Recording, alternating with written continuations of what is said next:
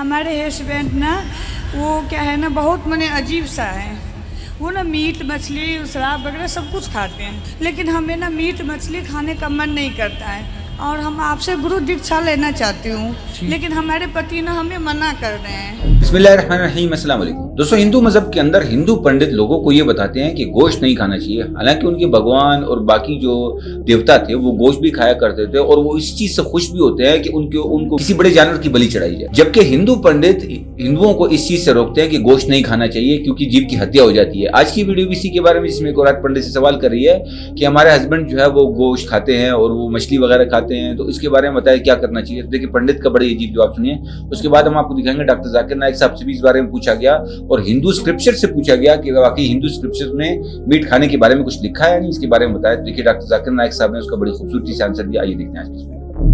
हमारे हस्बैंड ना वो क्या है ना बहुत मने अजीब सा है। वो ना मीट मछली शराब वगैरह सब कुछ खाते हैं। वो आए थे लेकिन आपसे मिल नहीं पाए, चले गए। हम ना भागवत पोथी बैठाए हैं शादी, और हमारी सासू मैया है वो भागवत भी सुन रही हैं, लेकिन हमें ना मीट मछली खाने का मन नहीं करता है। और हम आपसे गुरु दीक्षा लेना चाहती हूँ, लेकिन हमारे पति ना हमें मना कर रहे हैं।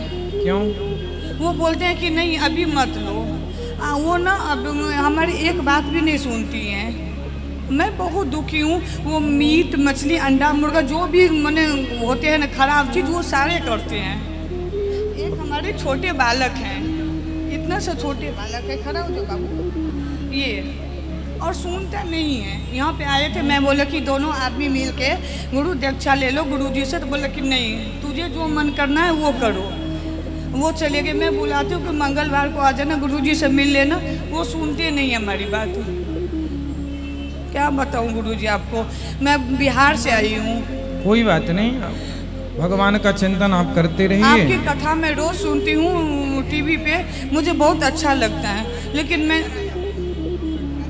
जी वो मेरे बात सुन ही नहीं पाते हैं, मना कर रहे हैं हर चीज़ के लिए। हमें मन नहीं करता, हमें वो भक्ति में लीन हो जाऊँ, हर चीज़ अपना लड्डू गोपाल रखूँ, अपना पूजा पाठ करूँ, लेकिन वो हर चीज़ के लिए मना करते हैं। आप मन से पूजा पाठ करते रहिए, धीरे से उनको मनाइए, फिर वो गुरु मंत्र लेने आएंगे। तब तक आप श्रीमन नारायण का जाप करिए, कथा सुनते रहिए। श्रीमन नारायण गुरु जी। मुसलमान लोग ज्यादातर झूठ नहीं बोलते हैं, किसी को धोखा नहीं देते हैं, दूसरे का पैसा भी नहीं खाते हैं। लेकिन मुझे एक बात मुसलमानों से कहनी है कि वो लोग गाय का मांस क्यों खाते हैं। आनंद भाई ने सवाल किया। वो कहते हैं कि वो मुझे दुबई से जानते हैं माशाल्लाह, और कई सालों से मेरे तकरीर सुन रहे, और वो कहते हैं कि उनके तजुर्बे के हिसाब से वो समझते हैं कि मुसलमान अच्छे लोग हैं, सच बोलते हैं, झूठ नहीं बोलते, किसी का पैसा नहीं खाते।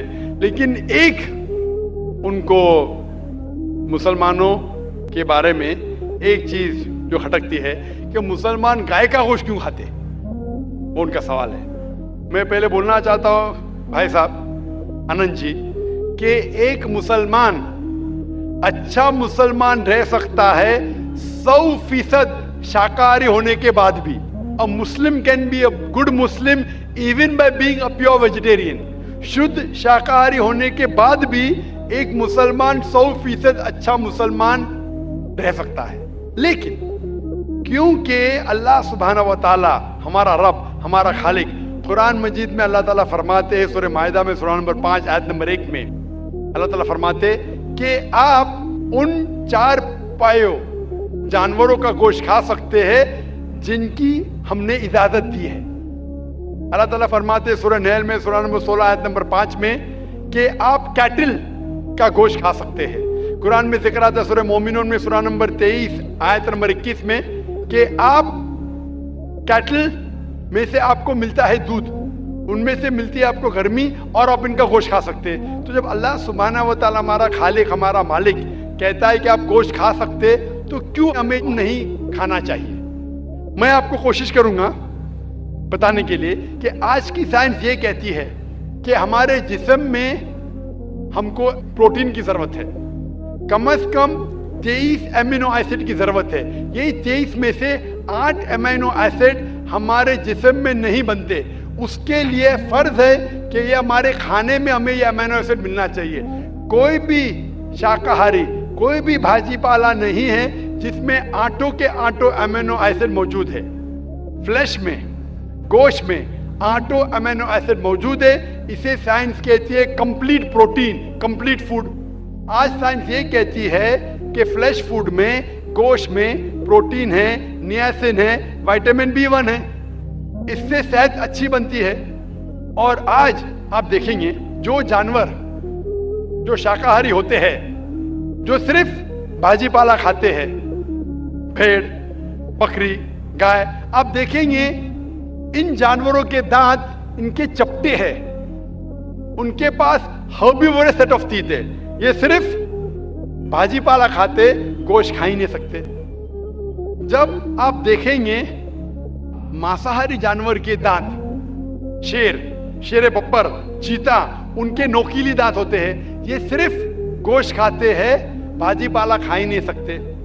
जब आप अपने दांत आईने में देखेंगे तो भगवान ने, ईश्वर ने, हमारे खालिक ने हमें दोनों दांत दिया है, चपटे दांत भी दिया है और नोकीले दांत भी दिया है। अगर हमारा ईश्वर चाहता था कि हम सिर्फ भाजी पाला खाए तो ये नोकीले दांत क्यों दिया? गोश्त खाने के लिए।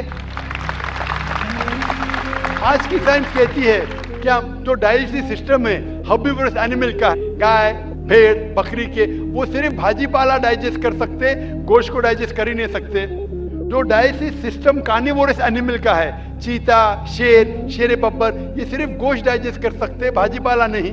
लेकिन हम इंसानों को अल्लाह ताला ने, हमारे ईश्वर ने स्मॉल इंटेस्टाइन भी दिया है, बिग इंटेस्टाइन भी दिया है। हम भाजी पाला भी डाइजेस्ट कर सकते, गोश्त भी डाइजेस्ट कर सकते। अगर हमारा ईश्वर चाहता था कि हम सिर्फ भाजी पाला खाए तो हमें ये डाइजेस्टिव सिस्टम क्यों दिया जो गोश्त को भी डाइजेस्ट कर सकता है? तो साइंटिफिकली हमारा जिस्म, हमारे ईश्वर ने ऐसा बनाया है कि हम भाजी पाला भी खा सकते हैं, गोश्त भी खा सकते हैं। और बहुत लोगों को गलत फहमी है कि हिंदू मजहब में गोश्त खाने की ममानियत है। भाई आप हिंदू है ना? आपके नाम से लगता है आप हिंदू है। हिंदू है ना सर? जी हिंदू ही है। आप हिंदू है ना? हाँ बिल्कुल सही, आपके नाम से लग रहा है आनंद आपका नाम है, आप हिंदू है। आपको गलतफहमी होंगी कि हिंदू मजहब में गोश्त खाना हराम है। आप जब हिंदू मजहबी किताब पढ़ते हैं, आपके मजहबी किताब में लिखा है कि गोश्त भी खा सकते हैं, मांस भी खा सकते हैं और बीफ भी खा सकते हैं, गाय का गोश्त भी खा सकते हैं। आप जब पढ़ेंगे मनुस्मृति चैप्टर नंबर 5, अध्याय नंबर 5, श्लोका नंबर 30 में लिखा है कि अगर खाने वाले जानवर, अगर खाने वाले मखलूक उस चीज को खाती है जो खाने वाली जानवर है, तो आप कोई गुनाह नहीं कर रहे, क्योंकि ईश्वर ने कुछ मखलूक को बनाया है खाने के लिए और कुछ मखलूक को खा जाने के लिए। Some to eat and some to be eaten. तो अगर आप खाने वाले जानवर खाते हैं तो गुनाह नहीं कर रहे। लिखा है मनुस्मृति में अध्याय नंबर 5 श्लोका नंबर 31 में कि अगर आप पूजा के लिए जानवर को कत्ल करते हैं तो कोई गुनाह नहीं करते। लिखा है मनुस्मृति में अध्याय नंबर 5 श्लोका नंबर 39 और 40 में कि ईश्वर ने कुछ जानवर को बनाया है पूजा के लिए, सैक्रिफाइस के लिए। तो killing in sacrifice is not killing. तो कत्ल करना पूजा में कत्ल नहीं है। तो मनुस्मृति के मुताबिक आप गोश्त खा सकते हैं। फिर आप जब मुताला करेंगे महाभारत का, महाभारत में अनुशासन पर्व में अध्याय नंबर 88 में युधिष्ठिर, पांडव के 5 भाई थे। आपने युधिष्ठिर का नाम तो सुना होगा। युधिष्ठिर जो पांडव के 5 भाई थे, युधिष्ठिर पांडव में सबसे बड़ा भाई था। वो पूछता है भीष्म से कि हम यज्ञ में, पूजा में क्या खाना दे ताकि हमारे परदादा खुश होंगे। तो भीष्म कहता है अगर हम यज्ञ में, पूजा में चावल, बार्ली, सेब, भाजी पाला देंगे तो हमारे परदादा 1 महीने के लिए संतुष्ट रहेंगे। अगर हम मछली देंगे तो 2 महीने के लिए, अगर गोश्त देंगे 3 महीने के लिए, अगर खरगोश देंगे तो 4 महीने के लिए, अगर बकरी देंगे तो 5 महीने के लिए, अगर सुअर देंगे तो 6 महीने के लिए, अगर परिंदा देंगे तो 7 महीने के लिए, अगर हिरन देंगे तो 8 महीने के लिए, अगर बैल देंगे तो 11 महीने के लिए, अगर गाय देंगे तो पूरे 1 साल के लिए हमारे परदादा संतुष्ट रहेंगे। 1 साल। क्या दूध की बात कर रहे हैं सर? आप बफेलो देंगे, बफेलो तो 12 साल के लिए, अगर राइनोसरस देंगे या रेड मीट, लाल गोश्त, तो हमारे परदादा हमेशा के लिए संतुष्ट रहेंगे। पूरा मेन्यू है महाभारत में, हिंदू किताब में पूरा मेन्यू है। क्या चाहते हैं? भाजी पाला, मछली, गोश्त, खरगोश, हिरन, बीफ, बड़े का छोटे का सब है। आप अगर वेद पढ़ेंगे, वेद में भी लिखा है कि संत और साधु गोश्त खाते थे, गाय का गोश्त भी खाते थे। फिर आप क्यों कहते हैं कि गोश्त खाना हराम है? क्योंकि बहुत से हिंदू लोग बाकी मज़ाहिब से प्रसन्न हुए। मजहब से प्रसन्न होने के बाद कुछ मजहब मानते अहिंसा में, और वो समझते हैं कि जानवर को कत्ल करना गुनाह है। क्यों? क्योंकि जानवर में जान है, बाजी पाला में जान नहीं है, पेड़ पौधों में जान नहीं, इसलिए बाजी पाला खाना गलत नहीं है, लेकिन जानवर खाना गलत है।